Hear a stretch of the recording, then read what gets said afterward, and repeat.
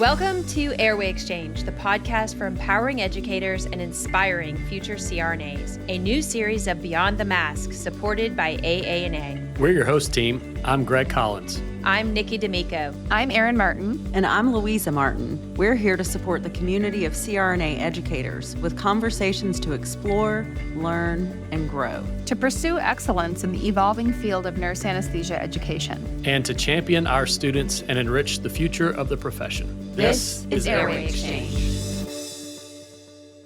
Okay, welcome back to Airway Exchange. I get to say welcome back because this is our second episode, so we're really excited to get that first one out. Hope everybody enjoyed it. Hope you enjoyed getting to know us a little bit and kind of some of our experiences. And I'm joined tonight by two of our co-hosts, Erin Martin and Nikki D'Amico. We were batting around the ideas for this first real content-related episode and honestly came up with what we feel like is plucking the low-hanging fruit in nurse anesthesia education, and that's talking about artificial intelligence and how we're incorporating that.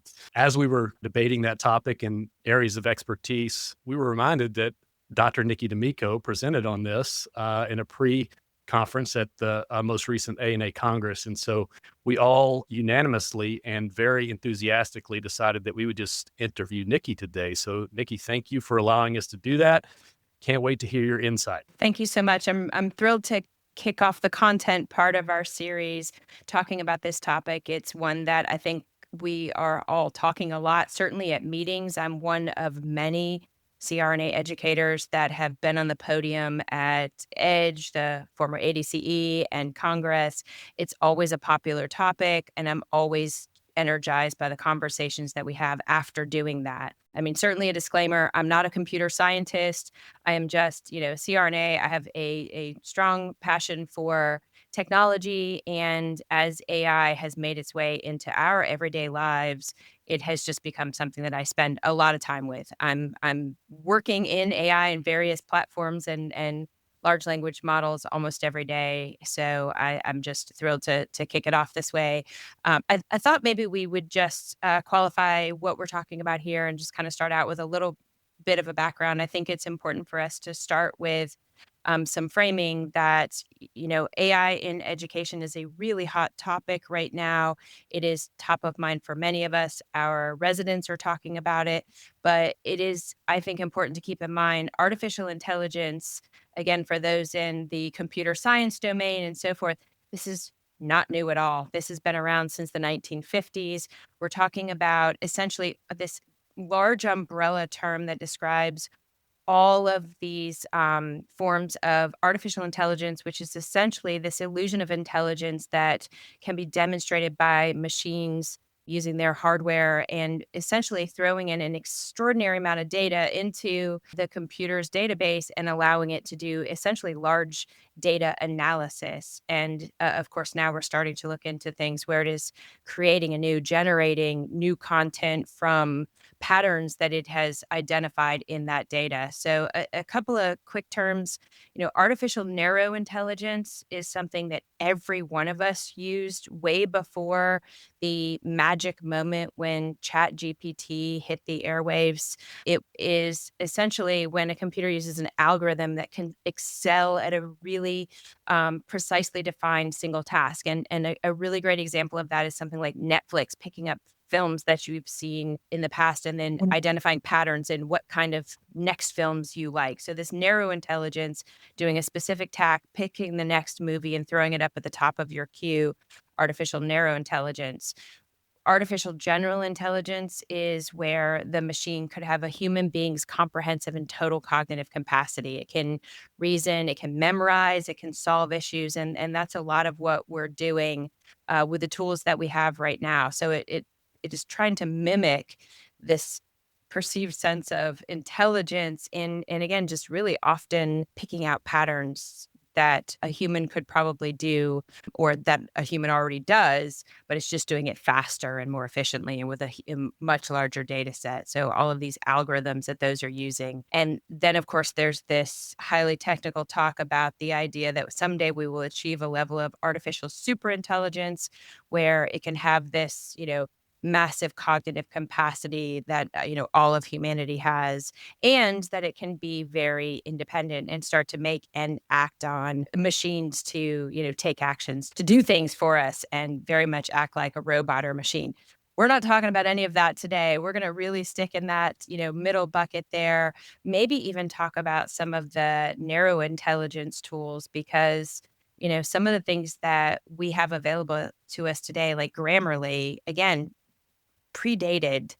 These are artificial intelligence tools. They're getting better since ChatGPT came around and since artificial intelligence in general has gotten a lot more press and attention. We're seeing these tools achieve new activities and domains and capabilities that we just never saw before. I think it's important to say also that artificial intelligence in education really had a heyday in the 80s and 90s. I've spent a lot of time looking at the literature and this idea that artificial intelligence could do things like intelligent tutoring. It could become an individual and a smart tutor for students, that it could, a platform could help a student learn, and this is in K through 12, and then it's started to make its way, of course, into higher education. There has been a lot in the literature about that, since the 1980s, and especially since the early 2000s. So, again, for most of us, I don't know about you guys, this was not a part of my everyday work as an educator. I didn't use any of the artificial intelligence tools that are out there prior to the last 5 years, maybe prior to the last 2 or 3 years even. So a lot of the things that we're talking about are newer applications to the conversation, and they are very narrow intelligence tools. Though I assume a lot of us are using large language models like ChatGPT, Gemini, Copilot, Claude. Claude. I always want to call it Claudette. I want it to be feminine for some reason. Uh, I'm sure as we talk today, we're going to mention a lot of individual tools, and I do want us to get into some of the weeds. I hope we can talk about nuggets. I think one of the great things we can do in this forum is to share some successes and maybe some oopsies. But just to be clear, we don't have any stake in any of these companies. I talk a lot about individual applications, some free, some paid. I don't make any money off of any of them. And as soon as you get excited about one, tomorrow there's a new one that comes out that is even way better. So just to be sure that we do share that. Um, so I guess maybe I'd love to start our conversation about AI and nurse anesthesia education around how it's helping us, how it is impacting our work. I mentioned in the last episode that I've shifted out of podium teaching towards administrative work and some of the curriculum design pieces of that. It's hugely impactful in a positive way in that domain. All of the administrative work that we do, from emails to a lot of the technical writing and administrative work, writing, even down to some accreditation pieces, fine tuning those things, it's super helpful for. I'm curious to hear from both of you guys if you're using AI or AI tools a lot in your faculty work, whether teaching or other work that you do. Aaron, we talked briefly before we started kind of Yeah. about our experiences, and you have a unique experience, I think. So I will tell you, I am in the camp of being very naive when it comes to AI. Naivete can sometimes equate to fear. So I don't understand it well. And so because of that, it makes me a little nervous. So I'm super anxious to learn more. One thing, though, that was really interesting, I've used it a little bit, and we could talk more about that. But one thing that was really cool for me was to be at our state association meeting this weekend. And we were very fortunate to have Nikki, one of your colleagues, Crystal O'Gwyn, who spoke. She was one of our amazing speakers. If you ever get a chance to listen to her, sign up because it's worth your time. But she did a really amazing pharmacology lecture. And one of the things that she had done is she had used, I don't know if this is right, Nikki, but ChatGPT storybook. And she had made up a storybook, like a children's book of drugs. And it came up with this whole cool booklet with these it looked like little drops. And it was like ketamine and I don't even remember. But then came along the new kids on the block, ketamine and Presidex. And It was just so cool the way she used it, and I thought, "Oh gosh, I need to get on board with this." I'm usually a fairly early adopter, and I haven't been with this. So, but that was amazing, and it was such a great way to bring in high level content to something that was entertaining. It kept the attention of the audience. We had 50 students in our audience and probably an equal amount of practitioners, and everyone was captivated. And I thought, no regular old PowerPoint could have done what she did with the assistance of AI. So it was pretty remarkable. And it made me, as being kind of, like I said, a laggard, when it comes to some of this, think like, okay, yeah, it's time. It was really, really cool.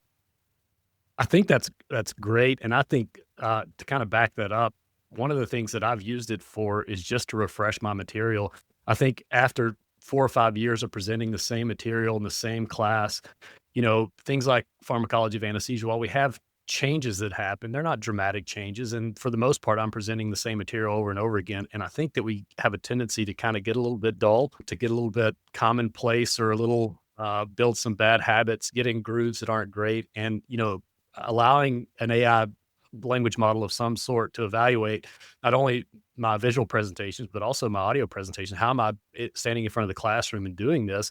And give me some ideas, maybe just about how to do this better. I've found it's great with that. It provides me sometimes with analogies that I haven't thought of before. That maybe even generational to the to the generation of our residents that I haven't considered. And just in terms of my general classroom presentation, I think it's really helped out with that. Are we on the right track, Nikki, with kind of the way we should be using this? Yeah, I think, what we're all talking about is taking materials either, where we've already curated that content and we're using artificial intelligence to generate some new ideas for creative ways to present it, to reorganize things. I've likewise used it to give me feedback on my lectures, to reorganize them. I've used it to give me feedback on my delivery. How did I do with this? Did I explain something in enough detail? Is there a better way that I could do that? I've tried shifting things to more of a storytelling approach versus a dry presentation. Drug interactions. This is what they are. This is the buckets of different types of categories. So I do think we are so stressed for time to try to get all of the accurate content in there, then to use this to enhance is, to me, one of the easiest first ways to do it.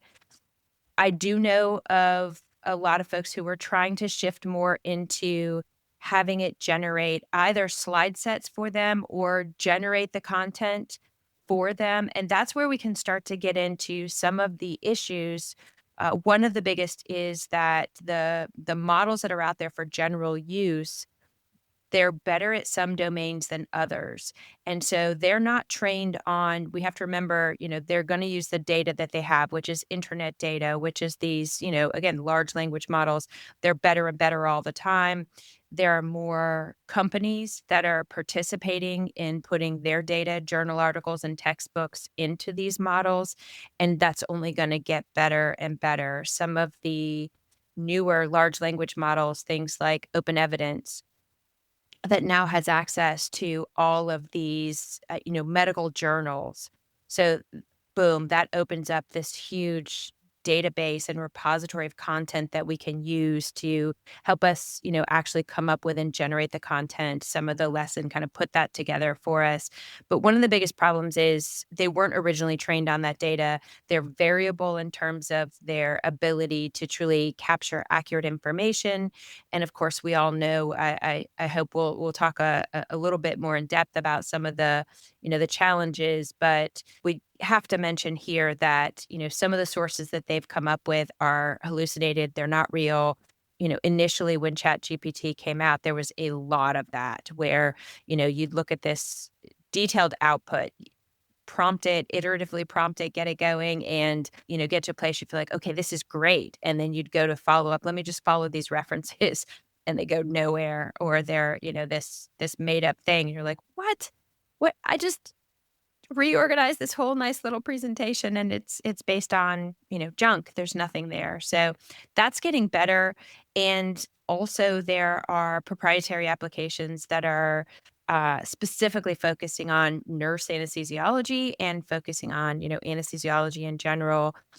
I think there are a few new applications that you can get that you can have on your phone. Most of them aren't free, so that's certainly a barrier. And they're limited. They're very limited in what information they have that you can pull from, but I think we're gonna start to see an explosion, and I really hope we see a lot of nurse anesthesia providers who are getting in that game and creating their own models and, training them so that they are better at helping our faculty and our residents, be able to use these, in a more robust way. I think for the teaching aspects, it is really exciting and definitely for some of the administrative work, I guess I'll call it, but some of the teaching administration, coming up with a new lesson plan, coming up with rubrics. Assessment is a whole area that I know a lot of faculty that I've spoken with are using AI for to either generate de novo assessment questions, some alternate format questions that they might not have thought of. I think for most of us, the big barrier was we get used to writing multiple choice questions, and that's fast. You get good at it, and then to create scenario-based questions or, other types and formats of questions, it was just time consuming, and you're not as well practiced at it. You're not gonna put, 100 scenario-based questions on an exam. You're gonna use those less often. So I think there are a lot of folks who are using it for that, and I've heard some great case examples of people in our discipline that really love it for that reason, and also those that are using it to fine tune their assessments. So to clean up their multiple choice questions, to improve the performance, make them, more readable for, the learners so they're explicit and clear. So I don't know if either of you have used it for creating multiple choice questions, but it's really good because you're already giving it the data that you want it to pull from, and it's just maybe creating another distractor or something. It is way faster than what we could do as a human. So at ADCE, I think we still called it ADCE last year, there was a topic about this. And it talked about how, you can put in Nagelhout chapter 12, 25 multiple choice questions, and sounds so cool. But my cynical, skeptical brain says, so who's to say the students aren't also going to put in, give me out 25 multiple choice questions? So how do we combat that? And the last I checked, that's a copyrighted source. So I don't have permission to put Nagelhout, and I don't even have a PDF copy of that text. I mean, I think that's one of the dangers of this is there's a tendency for folks to be very liberal with what they think they can put in this. If this is copyrighted and you couldn't distribute copies of that text out there, you shouldn't be putting that into a large language model as if it were your own. So that's a big problem with that. And then likewise, yes, if it were to come to the time when we have a database, and I do know there is some chatter about databases that will have our anesthesia textbooks in them, the NBCRNA bibliography available and training the model with that. But then it's gonna be something, yes, that the students can use, and I can't imagine that my prompting is any, better or creative. I mean, prompt, engineering is really not that difficult, and most of us don't spend an extraordinary time, putting in detailed prompts. So the students could easily do the same, and they could come up with the exact same set of questions and answers that we have. And I've also heard some who've expressed concerns and had the very specific situation arise where they've put data into a model that now becomes available to residents because it wasn't a model that they had privacy protections over. So if you have a paid subscription to ChatGPT or others, it's not automatically set up this way, but you can go into your account settings and shut that down and say, I do not want my data and my chat history to be shared beyond my own use. So there's a way to do it, but most of us, it's kind of like, all the social media platforms, we could be much more restrictive Our privacy settings. about your privacy settings, but it isn't always so easy to find those 3 clicks in settings that are gonna make it so that that's not gonna happen. So that's a very real concern that, you need to think about. The residents are gonna have access to the very same thing, and if you're putting your lectures into a model and that's being shared with others at your institution or beyond, they're gonna have the same access. So it's one of the ways, cheating and academic integrity come up.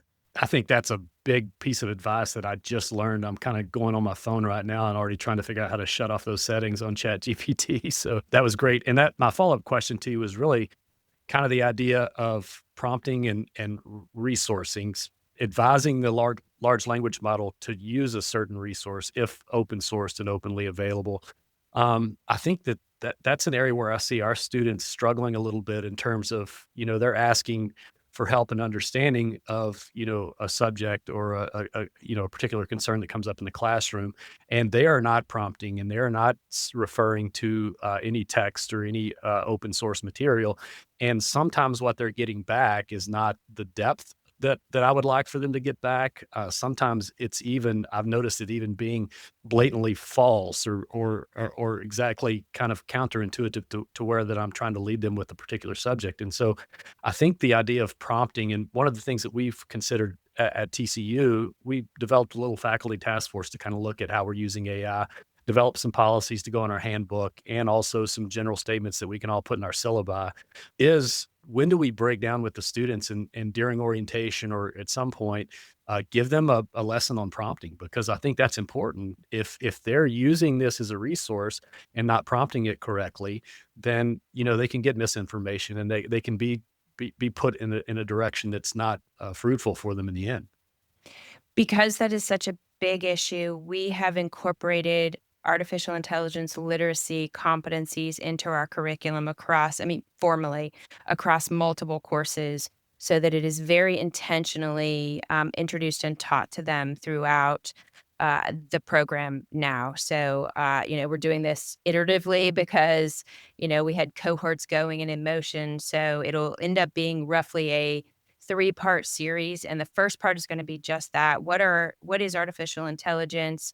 What is prompting? And, what are some of the basic things that we need to think about with regard to copyright, with regard to privacy, and, the accuracy of these outputs? There are no standards for artificial intelligence literacy in our programs right now. I hope that the Counts on Accreditation, will address that, but I think that doesn't prevent us as programs from saying, okay, this is what our residents need to know now, and we can't wait for standards to come along. They're evolving as we go, and I think, that's where we can just, try to really take the initiative, be proactive, and say, okay, these are skills that they need to know. Interestingly, I'm part of a task force at my institution on artificial intelligence and micro credentials, and working on an initiative to decide how we're going to roll out formal education at VCU. And in one of our initial meetings for that group, we had stakeholders from out in the community from the employment sector. And one of them was a chief medical information officer from our institution. And that was one of the things that he cited as these skills health professionals, students need to have. They need to be AI literate. They need to be able to talk the language and to be able to jump in and use these tools that they're making available to, at our institution, largely to the advanced practice providers and the medical staff.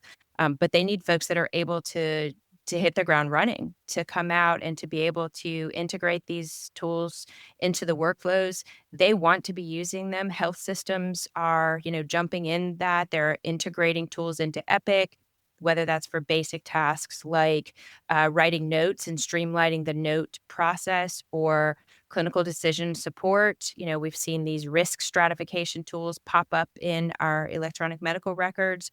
So I think, the industry, healthcare industry in general, all of our programs aspire to graduate leaders. That's what we're telling our residents. We want you to come out and be leaders in our field and to be at the table when these conversations are going on about, what's happening in healthcare. So this is one of those skills. We can't wait for standards to come along. We really have to jump in there. And absolutely. If we would aspire to tell our students not to use AI, I think we're going to lose that battle. So I think most of us have kind of said either because we were excited about it or because, we've just sort of been dragged along on the bandwagon. I think, there's a bell curve of us out there as educators about, where we stand on that. But regardless, I think we can all agree they need to know how to use this correctly, that it can be a tool that backfires for them. And perhaps the students that need it the most are most at risk for misusing it and being led astray in the content that they're using to study from. And it could have hallucinations, or as you mentioned, it's sort of they went down sort of a path that you wouldn't have emphasized. That's a huge problem. So I think we have to, guide them and help them understand when it's appropriate to use this, when it's not appropriate to use it. I'm curious to know from each of you, and I do want to give a shout out if for the authors Olson and Thiele. It was an article published in 2025 in the Journal of Nurse Anesthesia Education that talked about, it was a survey of the perceptions of faculty and students on artificial intelligence, and there was some hesitancy. I mean, obviously in both, but I think interestingly, if I read that article correctly, the faculty were less hesitant than the residents. The residents were concerned either because they were fearful that they'd be accused of cheating or because they didn't have exposure to it. They didn't know how to use the artificial intelligence, or they worried that it wasn't going to help them. It would hurt them more than help them. But so I've seen a mixed bag at our institution, and I ask a lot about that. I'm curious if you have a sense of the pulse of your residents and whether or not they are using it all the time or staying away from it or too busy to care. What are your thoughts? Yeah, I think we haven't talked a lot about it very deliberately. And this whole conversation is making me realize that we need to. I do know that ours are using it a lot for like study aids. So they will say, there's this app that makes all these flashcards for me and makes these mock exams and all of these things. And my old brain, but I do think there's science behind it, thinks, oh, it'd be better if you made your own flashcards, perhaps, right? Like you wrote it down with a pen. And so that's probably my own thing to get over. But I think they're using it in that way. I don't know. We're hoping they're not using it to write papers. And that comes back to kind of those regulations and those guardrails that we need to put up about that. But I don't know. I don't think we're talking about it enough in our program, to be honest, as we should be. Greg? Oh, we're in a similar situation, Aaron. I think that we recently just kind of came together and realized that while we each have our own individual opinions about it, and like you mentioned, Nikki, some very forward, some very hesitant, naivete throughout. I think for the most part, I think that we've finally just developed a little faculty task force more than anything else to get us on the same page in terms of policy. What we have not done that I think we need to do better is be more forward thinking, like you mentioned, Nikki, in terms of that integration into the curricula of AI prompting of here's how we use it. That to me is sort of the antidote to the academic integrity piece. I think if we teach them the way that we want them to do it, they are more than likely going to do it that way. I don't think that there's very many that are going to go outside of that. I think not having a policy many times is a concern because then they can go and do what they want to do for the most part without direction. And then sometimes that may lead to those issues of integrity. And I think, Aaron, you mentioned the paper writing. Boy, in the doctoral pieces of our program, that's a concern. And that's a concern not only into how they source things. Are they in fact writing, or is it coming from, generative AI model? But what are they learning by doing so that may benefit them in the future? And I think our big concern is what are they missing out on by not doing that writing, and what sorts of skills are they not developing in terms of truly synthesizing evidence versus having, AI synthesize that type of evidence and moving forward. I think another thing that we have to really be aware of is the fact that the students that we get in the coming years are going to have grown up on this. So my son is a second-year college student, and he is in a course right now where they are developing resumes and putting themselves out into the world for internships. And he said, yeah, I've got to put a resume together. And I said, oh, I can help you. I'm good at that. And he said, no, you don't have to. They actually gave us these AI programs that they suggested we use to put these things together. And of course I went, but he's right. I mean, there are tools. And so I think it's important for us as educators and to think about, 5 years from now, we're going to have applicants who totally were told to use these tools in their undergraduate work. And so I think the way that our current students are using AI versus the way our students are going to be using it in 5 years is going to be very, very different. Couldn't agree more. I think it's interesting. This has come up, the idea that right now we're still struggling with the idea that they're using this for their writing is something we're seeing across all of our programs. Many have commented on social media about how we're seeing all of the statements that we solicit from applicants in the admissions process largely looking like they've been written by AI. And I think, most of us are kind of like, "Pff, forget it." Then we just don't ask for that statement anymore because there's really, no good way until you get them on campus and you actually get to see them writing in person and doing it with a computer, but no other tools. So I Yeah. definitely think we're sort of at this point where it's right now very problematic, but you bring up a great point, which is they are being encouraged and actually penalized if they're not using tools. And we've Mhm. definitely seen that in ours where we've encouraged our residents to use Grammarly and some of these tools. Like these are simple fixes, basic, corrections that Grammarly would have picked up, free version would do that. Mhm. So it is definitely, I think, a trend shifting towards no, no, no, you got to use some of these are just plain common sense.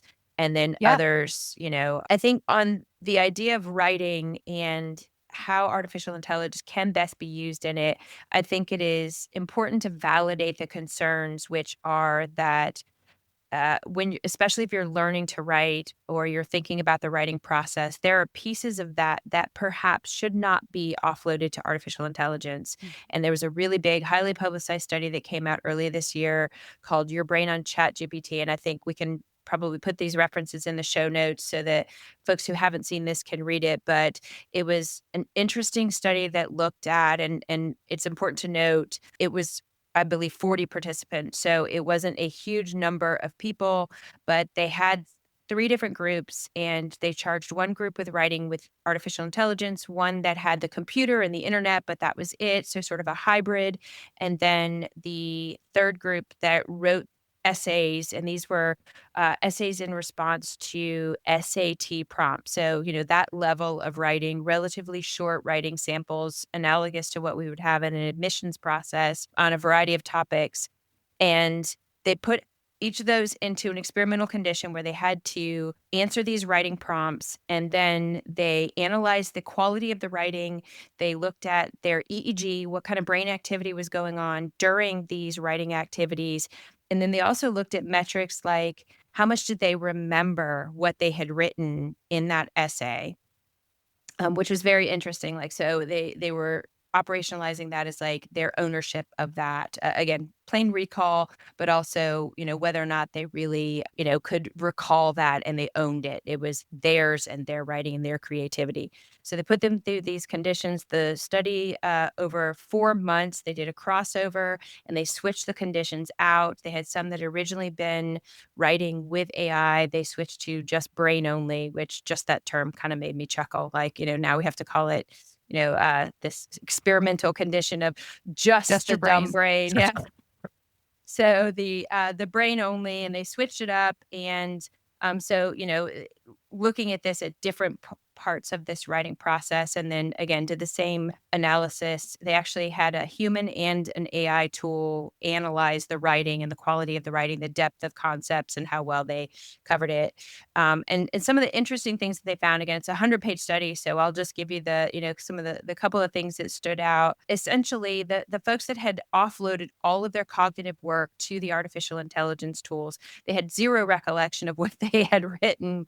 They didn't own it, and they just couldn't recall it. And the quality of writing was largely not as good as those who had truly done this writing on their own. And then what they found was, that was kind of the worst case scenario if you'd had AI doing it initially for you, and you didn't regain that if you went and switched to brain only later.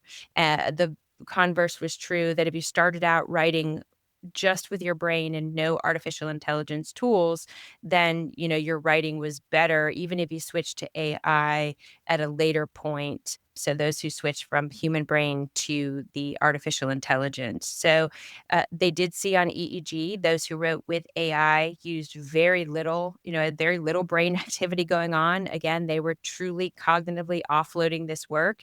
The synapses were not firing as fast as those who had to work really hard with their own brain.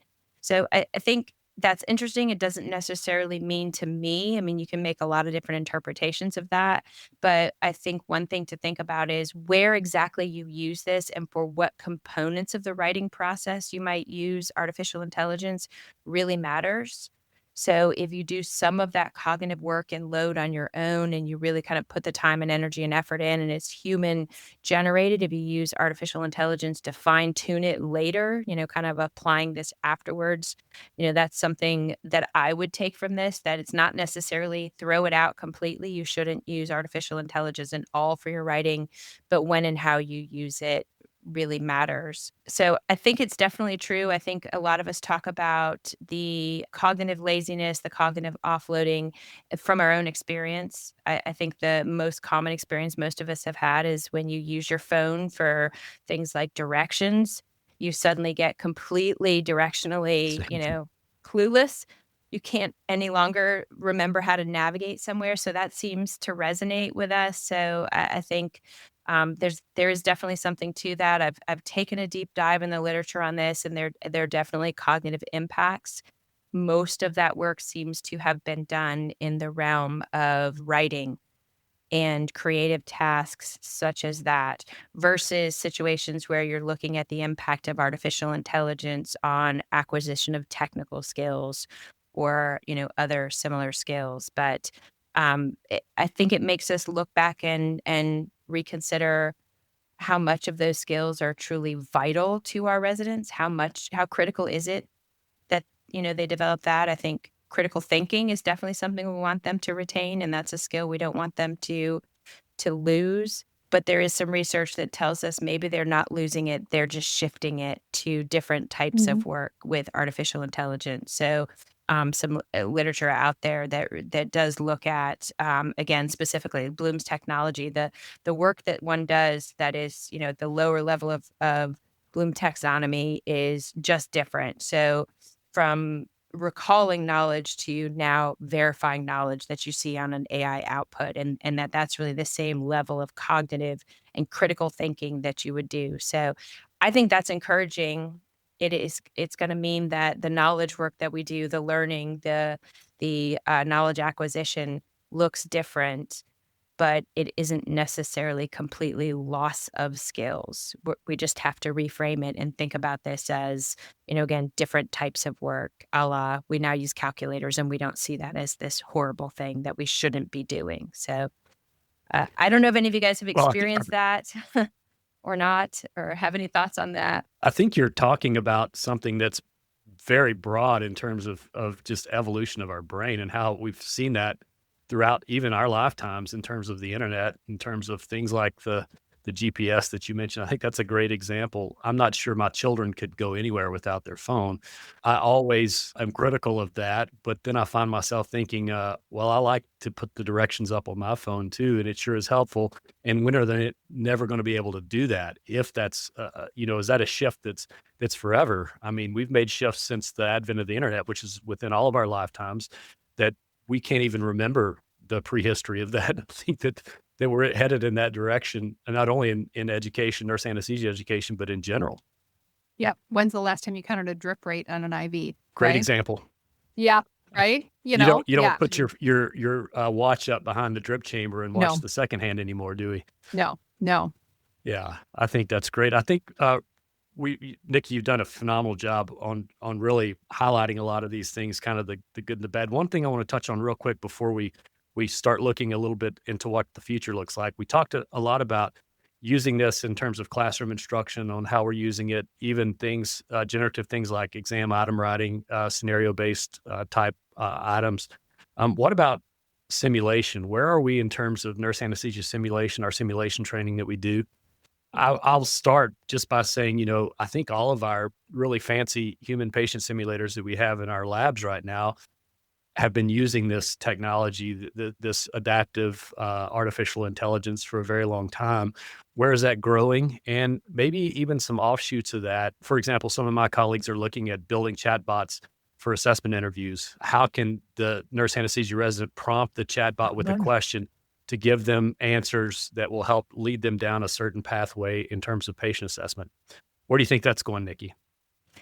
That's an explosion of really exciting tools that's happening right now. I think there's a lot of pieces of that. I mean, I think you can segue from what we were just talking about to we have the ability to create branching scenarios that we would utilize in class discussions, that we could utilize to create more, simulations that we would do in our sim labs. You're exactly right. Most of the software and the hardware that we're utilizing in our sim labs, many of us have some of the, latest and greatest. Those already incorporate artificial intelligence, and so I think there's that piece.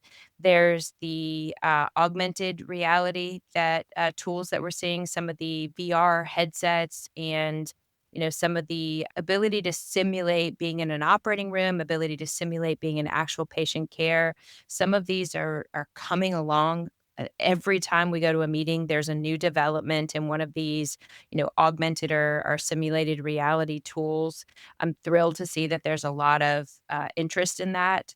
There's a lot of interest in desktop simulations and computerized tools that could help folks do that. But to finish on that, the low hanging fruit is creating your own chatbot. I don't know how many people know how easy that is to do and how easy it is to train your own model with data that you would have as faculty. It does take a little bit of work. I mean, actually setting up the chatbot, if you have a repository of documents. So for us, the low hanging fruit was utilizing a custom chatbot to direct folks in our program to areas of the student handbook. I mean, how many times have you said in a week, did you look at the handbook and what it says about X, Y, or Z, or, how to request absences, or what do you do if, and it's right there. But these are 50 to 100-page documents. There's a lot of information there. We live and breathe it. They do not. So I think just, something like that, super easy. But then you can also create your own customized chatbots that would be able to simulate an interaction. Maybe it's with a preceptor, with a challenging preceptor, and how do you mock up that conversation, and then having a mock up of a preoperative interview with a chatbot that can walk through and branch out into different scenarios. If the resident, doesn't focus enough on some of the salient details of the patient's history, the simulated patient's history, then it's going to follow up with additional questions or prompt them. There is some evidence in the literature, and there's actually not a ton of literature on the use of artificial intelligence tools in the health sciences. So to give you an idea of that, if you look at the literature on AI and education and you do a systematic review, you're going to come up with like 60, 70 articles in the last 2 years in education in general. If you streamline that down to the health sciences, you're talking a dozen articles in the health sciences across all disciplines in the past 5 to 10 years. So really not a lot of publishing. If we're using this in nurse anesthesia and other health sciences education, we're not publishing enough about it. But some of the most exciting positive outcomes from artificial intelligence in education are with the very tools that we're talking about here, with things to help with technical skills and things to help with interpersonal skills, interviewing, patient history, differential diagnoses, et cetera. So I think there's a lot of opportunity there. I don't know that very many in nurse anesthesia specifically have really gotten into that, but the technical expertise that you need to create such a tool in ChatGPT or Copilot or any of these, proprietary, whatever your institution has available to you, it's accessible. those of us without a computer science background can do it. And it's just a matter of putting the time and energy into training it and really continuing to put in more data that will help, coach students in the directions that we want them to go, that kind of stuff. So I think that's an area of great opportunity. It feels ominous and, completely overwhelming, like you want me to create a what? But I don't think it's something that would require technical expertise that we collectively don't have. What do you think the holdup is with the lack of research coming out of health sciences? Is it that fear of lack of technical expertise? Or is it the fear that, when we're practicing and when, part of our area of interest has to do with patient interaction and there's, potentially a real concern that introducing something like artificial intelligence into health sciences may have downstream effects on ultimately on patient care? I don't know that it's so much that fear of just generally we do some amazing and innovative things.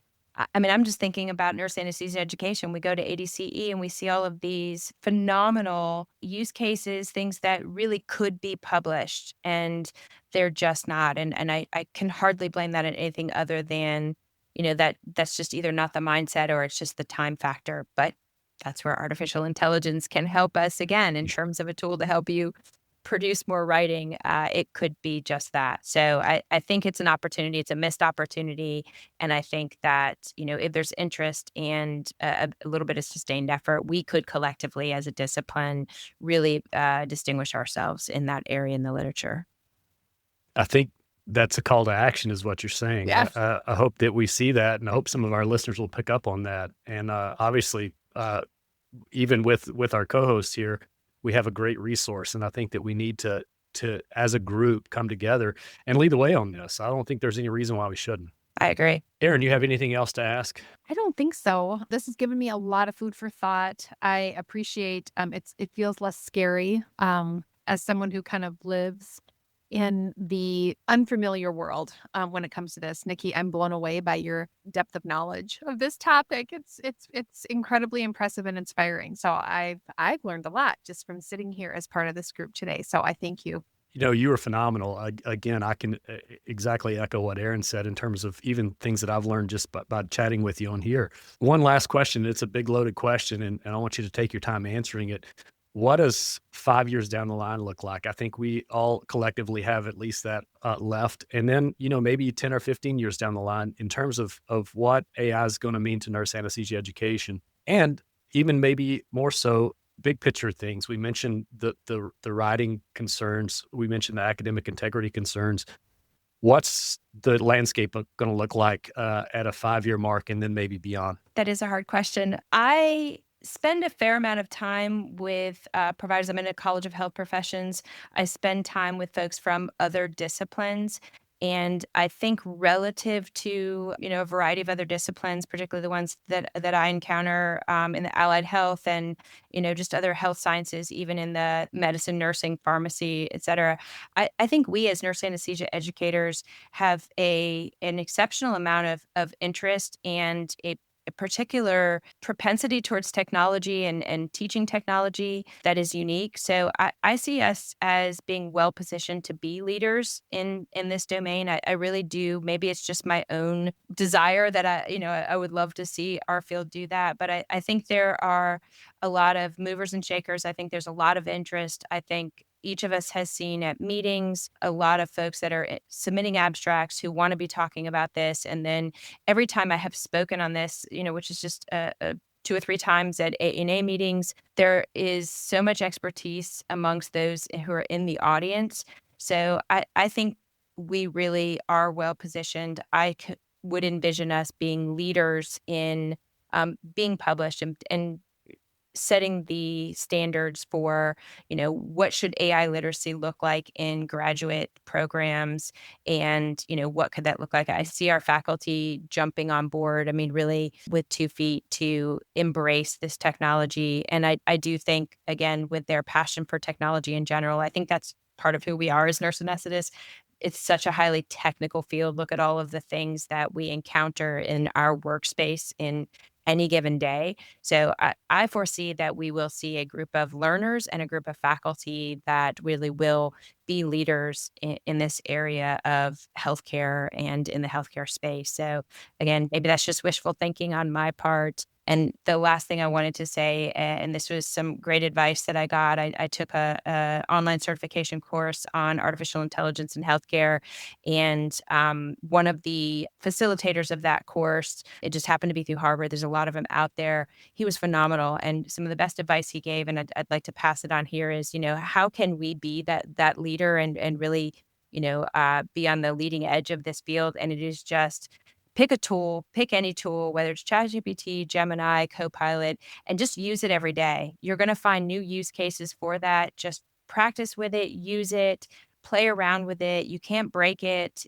There's, just a lot of other folks that are out there doing that.